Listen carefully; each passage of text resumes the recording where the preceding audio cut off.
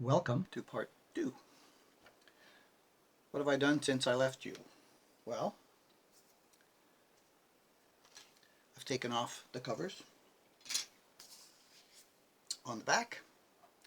I've taken off the pick guard on the front, and there's no damage under there. There's a tiny little bit of a thing here where the screw might have touched it once. I think that's going to buff out okay. But what I did find was a lot of gunk a lot of gunk in this hole. I'll show a picture up there. I'm going to clean that out. Also, whoops, there's dirt flying all over the place, so I have to vacuum. Pictures of the little imperfections, pictures of these little imperfections that I found down here up on the screen. The hole for the switch I think is a little bit oversized, and what I bought was a bunch of these little brushes off of I think they were Temu. And I think the white ones are on Amazon, the black ones were on Temu. And with the different sizes on them, you can get into certain areas. So we have a vacuum cleaner ready to go, and I'm going to clean all this up. So in addition to the trusty used toothbrush, there's some stuff that needs to be done, not so much in the electrics cavity. There are the small pots, as you've seen on the screen. There's green chiclets on there, which I don't know what they are. I can barely maybe see it.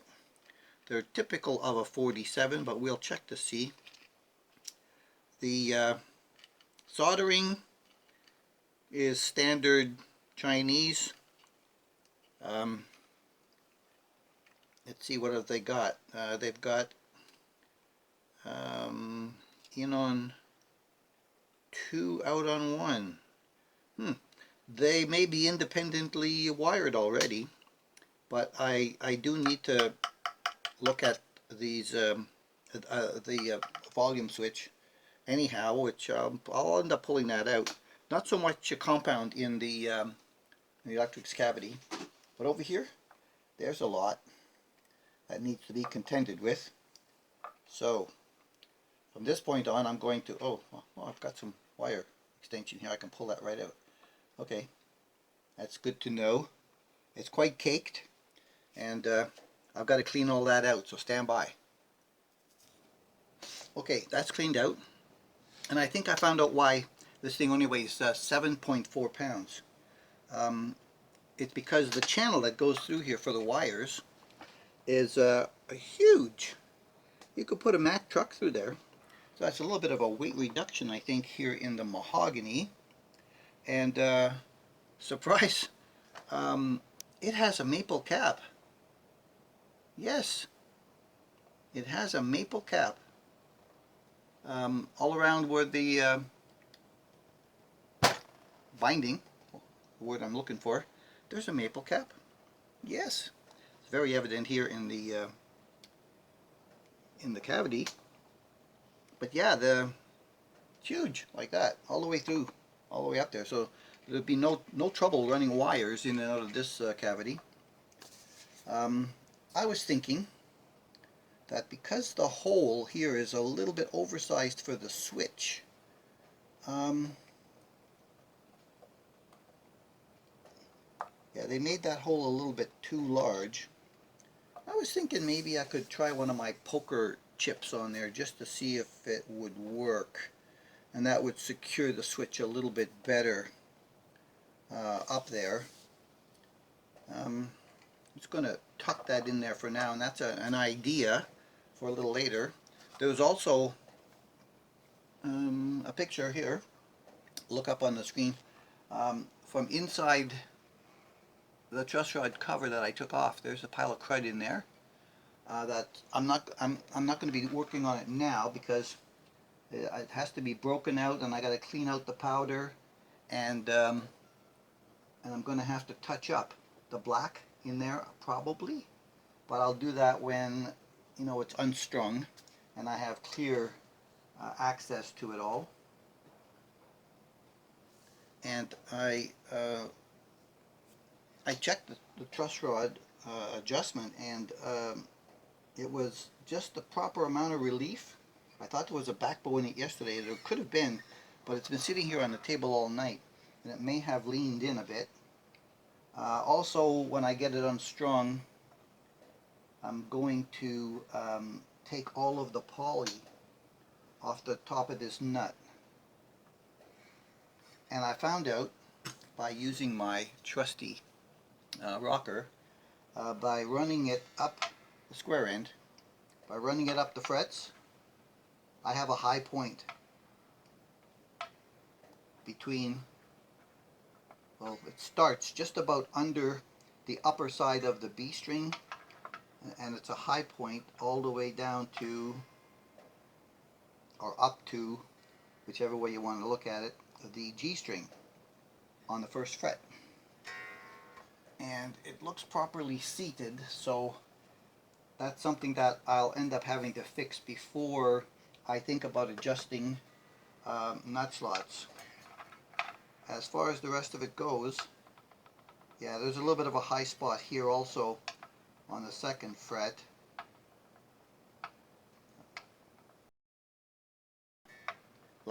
And there too. So the 12th fret is a kind of a, that one might not be as seated as it could be. So we'll try all that first, as I normally would do.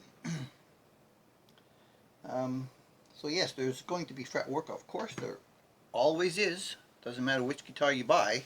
There's always going to be fretwork of some amount. So in the meantime, I have pulled out my roller bridge to replace this thinny thing, and I think I'm just going to loosen these up and take a quick look in the slots of this nut. The low E has been seemingly cleaned out fairly well. A little bit of debris here on the front, which just chipped right off. And this one is, the A string looks pretty good in the slot. I did find my clear pick guard from my stash. Oh, there's a lot of crud in the G. And you know how the G string is always problematic for tuning, right? So you got to make sure your G slot is smooth and clear of any crud around the strings, because it always will cause you some kind of a problem. Yeah, when I fix all that, I'll tape it up and smooth that off and sand it down, make it look nice. They didn't cut the cavity that well. You can see how there's a lot more space here, and then it comes up to almost nothing there. And also on the switch, as usually happens on some of these guitars, the screw goes right into the side where it's not really biting into a lot of the wood, but there's there's 6 of them to hold it on. Anyway, I'm gonna do a little bit of work on that, putting some extra wood in there to give it a little bit of bite, and we'll try to fix it up so that when the screws go back in, they'll all have a little bit of a bite. It's just me. I mean, you know, they're just a little bit too close to the edge. The cover is chamfered. It's got a chamfered edge on it. See? Does the other one? I'm sure it does. Yep. And they didn't have to put any sponges on it to try to adjust it, so they got the depth right anyway. I'm just going to leave those off to the side for now, and put a few of these things on hold because the tuner should be coming soon. In the meantime, while I'm waiting, I have to go find a good volume pot and see what's going on with that one. Let's see how these knobs might come off. Can I get it with my finger, or do I need to use the string theory? reaching. I got my string theory. If I can get it under there. Yep. Usually this will get it to pop up. Ooh! Look at that, went right into my shirt pocket. Yeah, that is going to be just a, I'm sure, a regular.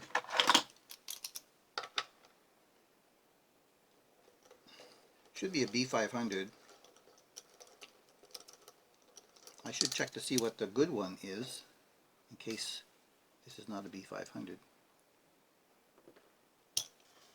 Let's see.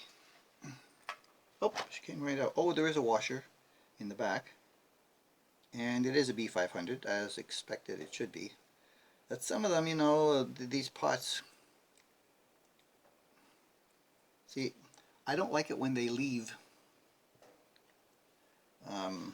It's just, you know, it's a little bit of shoddy workmanship when they leave the leads hanging off the edge like that. This thing.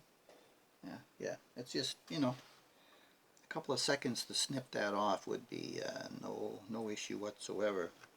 But yeah, there was a washer internally there, and I don't know if you can see that on this camera at this light, but down in the bottom, it's not that good. I might try to get another picture of it to show you the maple cap. I probably would need a lot more light in there to be able to do it, but yeah, there is a maple cap. Unbelievable. Okay. All the pots seem to be snug. Alright. So yeah, sometimes these things are not as linear as they should be. So we'll find one that's more linear to match the other one. Okay. That's all I can do for now. I'm going to put you back on hold, and as soon as I can get back to you, I'll be right back in a second. There's more good news. Turns out there's nothing wrong with this pot. What happened was that the center lug was jammed right up against the third one, which is of course grounded. I don't like the soldering that they have with this tin stuff is not that good. It breaks very easily. It's very brittle. So I'm going to reflow a bunch of the solder, and also it's not wired as independent volumes, which I am going to redo. So I'm going to take, I should have done that while I had it off. I'm going to take these two volume pots out, switch the wires between pins 1 and 2, reflow everything and make sure everything is a good solder joint with my good old-fashioned tin 6040 Kester solder, which I've had since I'd say probably late 60s, early 70s. Yeah, it's an alloy, 44 resin core. This is a 100-foot roll. Is it a 100-foot roll? Well, it's got 1 pound. So it might not be in feet, it could just be in weight. Alright, I'm going to just disconnect the other volume pot.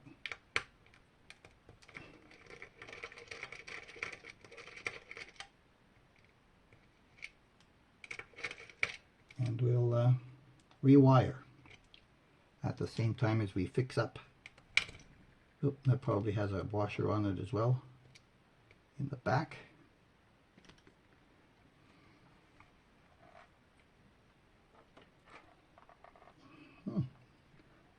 Doesn't look like it does. No, it didn't.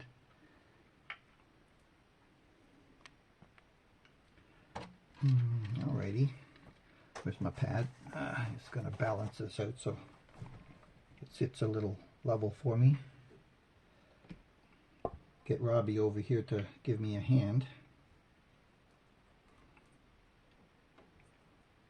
Alright, so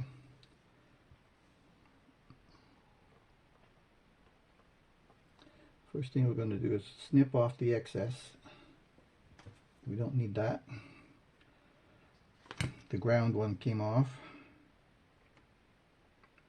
So I'll have to fix it. All right.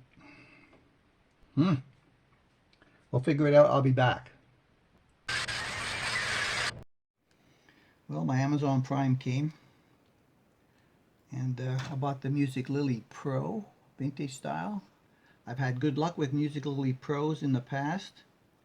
Unfortunately, every one of these has a good 1/8 of a turn slop in it, so they're going to have to go back. And I'm going to try a set of Geigers. I've had Geigers before, and they were good. I put them on my Harley Benton Gold Top. So these are going to go back to Amazon. And well, here we are. We have reached the fret leveling, taping up and all that stuff portion of the program. So we have significant 1, 2, 3, 4, 6, 7, 8, 9, 10, 11, 12, 13, 14, 15, 16 out of 22 or 24 frets. I'm not sure how many it has, which is reasonable to get to. So you know what's going to happen next is that we have to get out our leveling stuff and start it.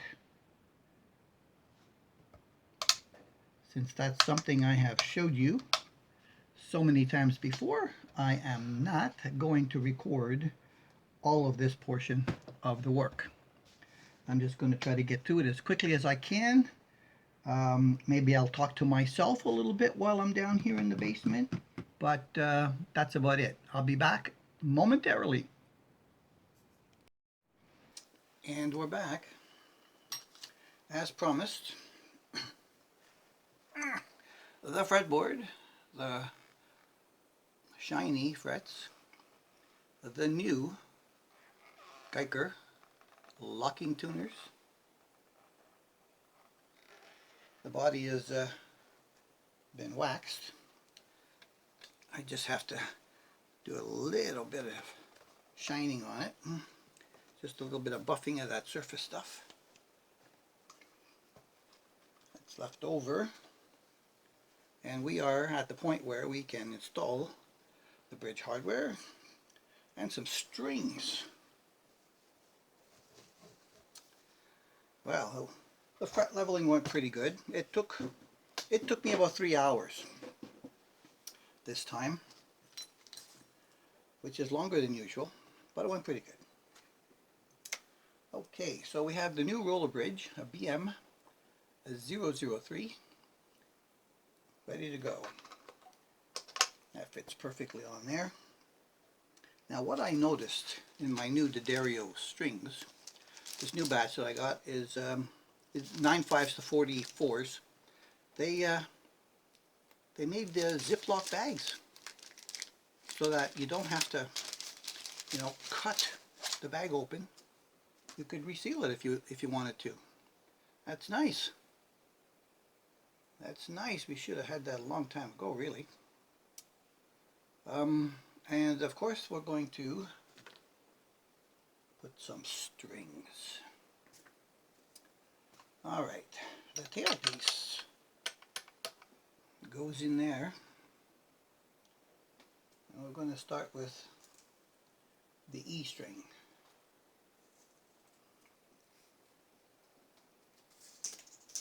Boom.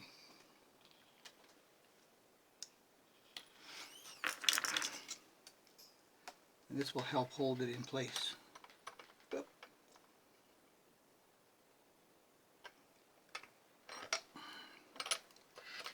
The bridge this time was set backwards with the saddles for some reason.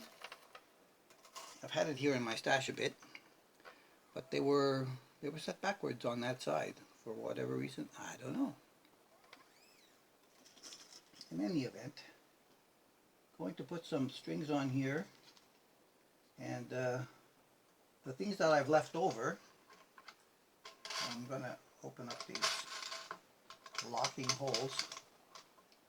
The things I've left is the final setup, of course.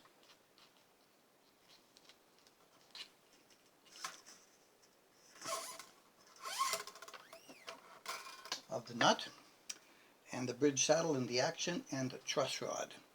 Hopefully that is all going to go well, and I won't have to do anything outside of that just to get this thing to play and be a-okay. Stand by.